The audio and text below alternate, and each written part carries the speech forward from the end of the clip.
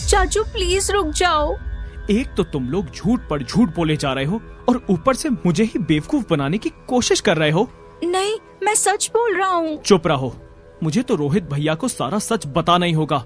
चलो हटो यहाँ से। नहीं प्लीज रुको, ट्रस्ट मी चाचू, मैं सच बोल रहा हूँ। माफ करना रोहित, मैंने बाहर उन लोगों के सामने जो कुछ भी कहा बस उन्हें जलाने के लिए कहा था। अब please don't mind. No problem aunty. Anjali की ये बात सुनकर रोहित काफी हद तक राहत महसूस कर रहा था। तभी बातों ही बातों में अंजलि को अनिका के चंडीगढ़ जाने के बारे में पता चला। अनिका बेटा, तुम रोहित की दादी का इलाज करने चंडीगढ़ जा रही हो ना, तो फ्री होते ही चंडीगढ़ से सीधा दिल्ली चली आना। कुछ दिन अपने ननिहाल में भी तो गुजारो, और वहाँ कब से कोई तुम्हारी राह देख रहा है। मेरी राह? कौन? तुम्हारी नानी। जब से तुम्हारी माँ घर छोड़कर गई थी तब से आज तक तुम्हारी नानी को अपनी बेटी का इंतजार है। अगर वो एक बार तुम्हें देख लेगी तो उनकी बूढ़ी आंखों को सुकून मिल जाएगा। तुम आओगी ना? अंजलि के इतने प्यार से पूछने पर वो उसे ना नहीं कर सकी और तभी अनिका को याद आया कि रिया अब तक यहाँ नहीं पहुँची थी।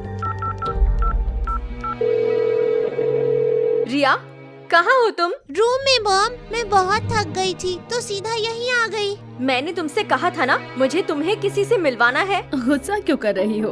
बच्ची है वो, खेल कर थक गई तो चली गई रूम में। डोंट वरी, खाने के बाद मैं चलूंगी और मिल लूंगी उससे। अंजलि का प्यार से बोलना समझना अनिका को बहुत अच्छा लग रहा था। वहीं अनिका को ऐसे खुश देखकर रोहित की नजरें भी बार बार उस पर ठहर रही थी कि तभी हाँ, मैं आती हूँ। क्या हुआ बेटा? All good? I am sorry, मुझे तुरंत निकलना होगा। अनिका का इस तरह बिना कुछ बताए चले जाना अंजलि को बहुत अजीब लग रहा था। वहीं रोहित के लिए भी अनिका एक पहेली जैसी बनती जा रही थी। अनिका के बारे में सोचते सोचते रोहित अपनी स्वीट में पहुंचा, जहां उसका इंतजार कर रहा था एक बिन बुलाया मेहमान। तुम यहाँ क्या कर रहे हो? सुना है तुम दादी माँ के इलाज के लिए चंडीगढ़ जा रहे हो, इसीलिए दादाजी ने मुझे कहा है कि मैं भी तुम्हारे साथ जाऊं। तुम्हारा वहाँ कोई काम नहीं है। क्यों? आखिर मेरे आने से क्या प्रॉब्लम है? और विटनेस के तौर पर कम से कम परिवार के 2 लोग तो होने चाहिए ना। ठीक है, तुम चल सकते हो। अब वहाँ तक जा ही रहे हैं तो मैं सोच रहा हूँ कि क्यों ना मार्शल आर्ट्स की थोड़ी और ट्रेनिंग ले लूँ। मैंने सुना है कि तुमने जहाँ से ट्रेनिंग ली थी वो इंडिया के बेस्ट कोच है। क्या तुम उनसे मेरे लिए बात कर सकते हो? बलबीर सर ऐसे ही किसी को भी ट्रेनिंग नहीं देते हैं। फिर भी अगर तुम चाहते हो तो मैं तुम्हें उनके पास भेज दूंगा, मगर मेरी एक शर्त है। शर्त? कैसी शर्त? रोहित की बात सुनकर धीरज सोच में पड़ गया था। वहीं दूसरी ओर अनिका ये समझना चाहती थी कि आखिर उसकी माँ की फार्मा कंपनी में ऐसा क्या था जो हर कोई उसके पीछे पड़ा हुआ था।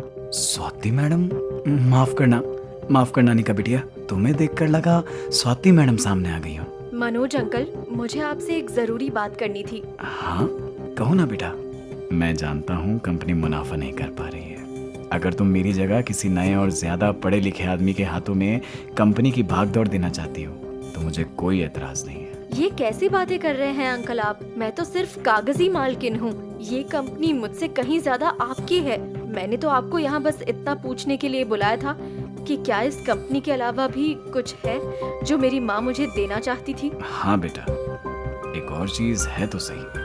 अनिका के मन में ये सवाल दौड़ रहा था कि इस कंपनी के अलावा और कौन सी चीज थी जो उसकी माँ उसके लिए छोड़कर गई थी। वहीं रोहित की शर्त ने न सिर्फ धीरज बल्कि आर्यन और सनी को भी चौंका दिया था। क्या तुम चाहते हो कि मैं इस आर्यन को मेरे साथ मार्शल आर्ट सीखने ले जाऊं? तुम श्योर हो? रोहित मारवा कभी बिना श्योर हुए कोई बात नहीं बोलता। सनी और आर्यन समझ नहीं पा रहे थे कि रोहित अचानक धीरज पर भरोसा कैसे कर सकता था। वहीं अनिका मनोज से अपनी माँ और फार्मा कंपनी के बारे में ज्यादा से ज्यादा बातें जान लेना चाहती थी। प्लीज बताइए ना अंकल, वो क्या चीज है जो मेरी माँ मेरे लिए छोड़ कर गई है? काबिल, स्वाति मैडम तुम्हारे लिए ढेर सारी काबिलियत छोड़ गई हैं और वो तुम्हें देखकर साफ पता चलता है। अनिका को मनोज से मिलकर अच्छा तो लगा, लेकिन वो जिन सवालों के जवाब तलाश रही थी वो उसे नहीं मिले थे। वापस आकर भी अनिका इन्हीं सवालों में उलझी थी।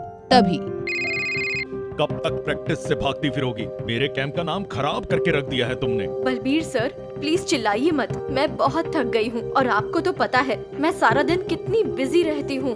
तुमसे उम्मीद रखना ही बेकार है। एक काम करो, अपनी बेटी रिया को ही मेरे कैंप में भेज दो। लगता है वही मेरे कैंप का नाम रोशन करेगी। दिन भर की थकी अनिका घर आकर गर्म पानी का शावर लेने लगी कि तभी कमरे में कुछ गिरने की आवाज आई और वो बाथरूम में ही बाथरूम से बाहर आ गई। बाहर आते ही अनिका ने देखा कुछ ऐसा जिसे देखते ही उसकी चीख निकल गई। कौन था वो शख्स जिसे देखकर अनिका इतनी बुरी तरह से घबरा गई थी? आखिर क्यों भेजना चाहता था रोहित मारवा आर्यन को धीरज के साथ? क्या रोहित की दादी की जान बचाकर अनिका पहुंच पाएगी अपने बेटे तक?